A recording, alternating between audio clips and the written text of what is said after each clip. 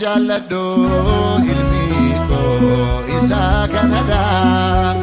Innaan jaalladhu ilmi koo isa kanadha. Innaan jaalladhu ilmi koo isa kanadha.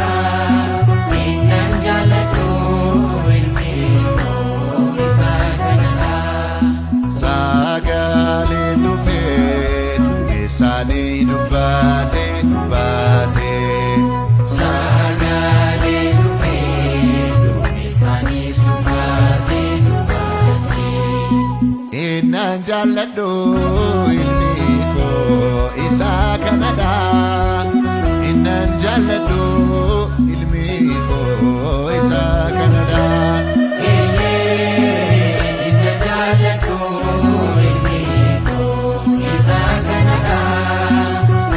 jaalladhu ilmi koo isa kanadha.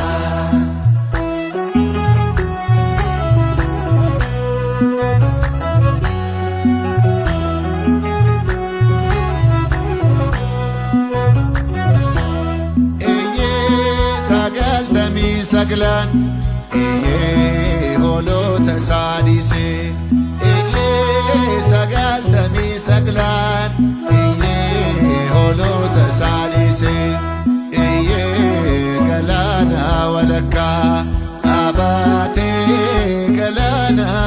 ወለካ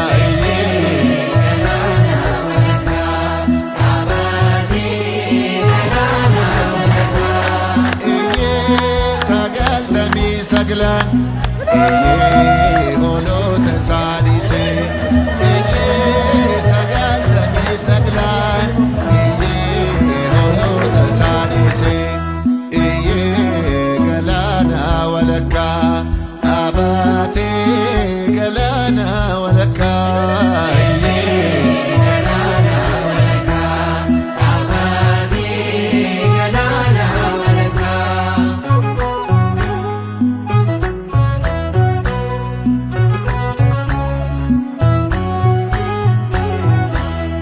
Bishaanichas raajaa galateeffadha Iyyesuusi. Bishaanichas raajaa galateeffadha Iyyesuusi. Iyyee wanna bishaanni daadhii ta'eefi wanna bishaanni daadhii ta'eefi.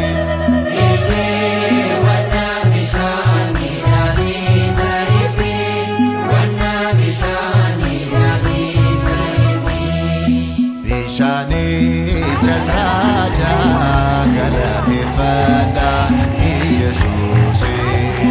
Bishaanichas raajaa galateeffadha Iyyesuusi. Iyyee wanna bishaanni daadhii ta'eefi wanna bishaanni daadhii ta'eefi.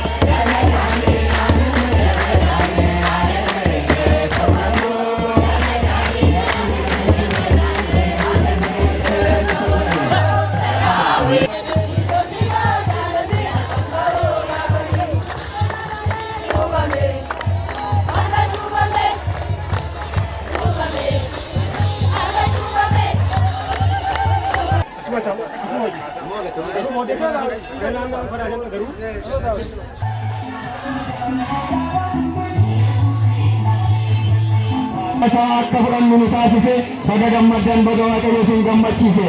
Namoonni warri fuuldura jirtanii gara fuula duraa kanaatti jalaa faarfachaa.